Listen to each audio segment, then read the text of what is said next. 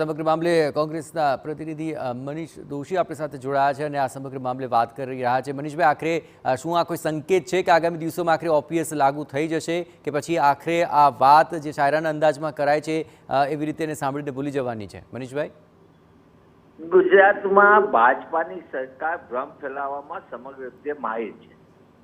ભૂતકાળમાં અનેક પ્રકારની આવી વાર્તાઓ જાહેરમાં થઈ હોય અને હકીકતમાં શું છે, ત્રણ શિક્ષણ મંત્રી બદલાઈ જાય, કાયમી શિક્ષકોની ભરતી થશે એવી વાતો કરી હતી। TV9ના માધ્યમથી અન્ય માધ્યમ બધાએ ચલાવ્યું, મંત્રીશ્રીઓ બદલાઈ ગયા પણ હજી સુધી શિક્ષકોની ભરતી થાય છે। એટલે સરકાર બધી વાત કરે ને બીજી વાત સરસ મજાની। મનીષભાઈ, પહેલી વાર એવી વાત થઈ છે કે ઓપીએસ લઈને કોઈ સ્પષ્ટ નિવેદન તો આવ્યું સામે, આજ સુધી તો કોઈ બોલવા પણ તૈયાર નહોતું। એટલા માટે જ એ જ વાત કરું છું કે કેબિનેટ મંત્રીશ્રી એમ કે શિક્ષક સંઘમાં કે આપણે તમારે તારીખ નહીં પણ આપણે જ લાગુ કરજો। અરે ભાઈ, પાપ જ તમે કર્યું છે। જૂની પેન્શન યોજના નાબૂદ કરવાનું પાપ અને દેશમાં અને ગુજરાતમાં શિક્ષક સહિતના કર્મચારીઓને સામાજિક અસુરક્ષા ઊભું કરવાનું પાપ કોણે કર્યું? એ ભાજપે કર્યું। મનીષભાઈ, આપ શિક્ષણ વિભાગને લઈને પણ જે વાત કરી રહ્યા હતા તેનો એક જવાબ પણ લઈ લે। અમારી સાથે જોડાયેલા રહેજો। ભીખાભાઈ પટેલ આપણી સાથે જોડાયા છે, જૂના શિક્ષણ સંઘના પ્રમુખ તેઓ રહી ચૂક્યા છે। ભીખાભાઈ, આખરે આ સમગ્ર મામલે શિક્ષણ પ્રધાન જે કહી રહ્યા છે ઓપીએસ લઈને, તે વાતમાં કેટલું વજૂદ છે? જ્યાં સામે આક્ષેપ કોંગ્રેસે એવું પણ લગાડ્યો છે તો શિક્ષણ વિભાગની અંદર ઘણી બધી વસ્તુઓનું કામ બાકી છે, હવે તબક્કે ઓપીએસ સામે કામ કરવું આખરે કેટલું મુશ્કેલ અને કેટલું પડકારજનક? આપ શું કહેશો ભીખાભાઈ? जी, आपने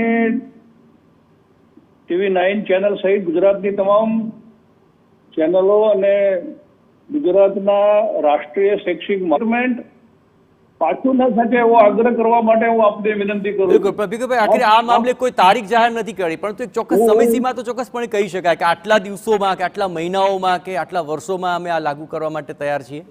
હું એ જ કહેવા માંગુ છું કે માન્ય શિક્ષણ મંત્રીના ઉપર કોઈ પ્રેશર ન આવે અને એ સ્ટેટમેન્ટ પાછું ન ખેંચી લે। કારણ કે અમે ગઈકાલે એમની ઓફિસમાં હતા, કાલે નાણામંત્રીની ઓફિસમાં હતા, નાણામંત્રીના પીએ સાથે 1 કલાક સુધી ચર્ચા ચાલી છે। આવો કોઈ વિષય છે જ નહીં અને અચાનક આવું પ્રકારનું નિવેદન આવી ગયું હોય તો મને એવું લાગે છે હું એક જવાબદાર સંગઠનના પ્રદેશના અધ્યક્ષ અને ભારતનો પણ મહામંત્રી છું।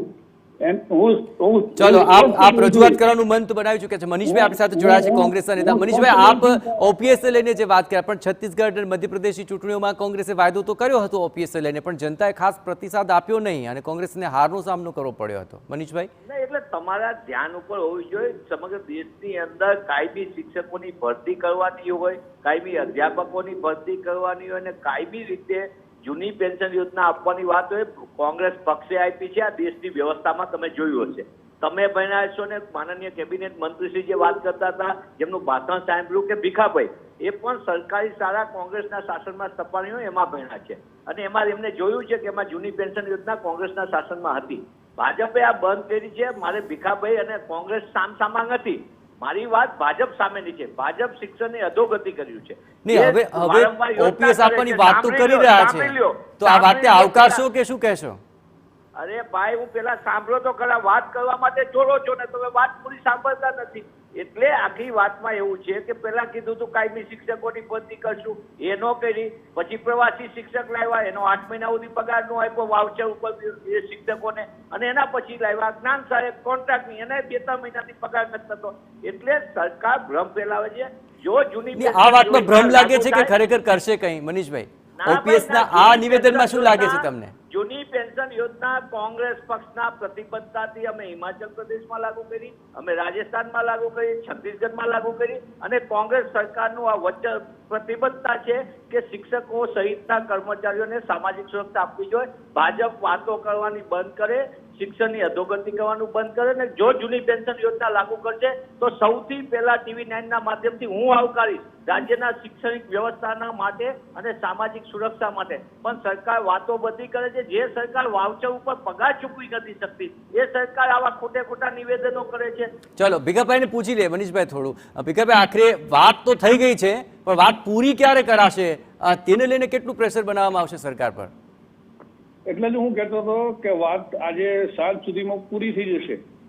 શિક્ષણ મંત્રીનું નિવેદન આવશે કે મારે કહેવાનો અર્થ આવો હતો હું ઓલ્ડ પેન્શન યોજના લાગુ કરવા માટે હું કોઈ શબ્દ બોલ્યો નથી એવું નિવેદન આવવાનું જ છે જ, કારણ કે આવી કોઈ વાત અમારા સુધી પહોંચી નહોતી. અમે છેક કેન્દ્રથી હું જોડાયેલો છું, અખિલ ભારતીય બેઠકોમાં હું જઉં છું, કોઈ જગ્યાએ આ પ્રકારની વાત છે નહીં. ને પણ ભીખાભાઈ આ વાત પૂરી કરવી શું શક્ય નથી કે પછી રાજકીય ઈચ્છા શક્તિ નથી? બિલકુલ શક્ય છે. કર્મચારીઓને પોતાનો હક આપવો જ જોઈએ.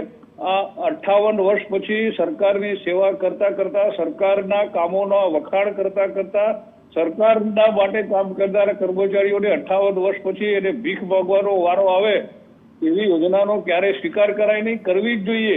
પરંતુ જે સંવેદનશીલ સરકાર આપણે કહીએ છીએ એ જો એવું કહે કે અમે તારીખ નથી બતાવવા માંગતા તો એ ઠીક નથી. તારીખ બતાવી દેવી જોઈએ. ભીખાભાઈ ખૂબ જ શાયરાના અંદાજમાં ખૂબ જ ડિંડોરે આ વાત રાખી છે અને સાથોસાથ એ પણ કહ્યું છે કે અમે ભલે તારીખ ન બતાવે પણ કામ તો ભાજપ સરકાર જ આ પૂર્ણ કરશે. તો આટલું જો શાયરાના અંદાજમાં આટલું સ્પષ્ટ બોલતા હોય તો મતલબ કે કોઈક તો એવો સંકેત છે કે આગામી દિવસોમાં આ ઓપીએસ ને લઈને આગામી દિવસોમાં કંઈક તો કાર્યવાહી કરશે. આપને શું લાગે છે?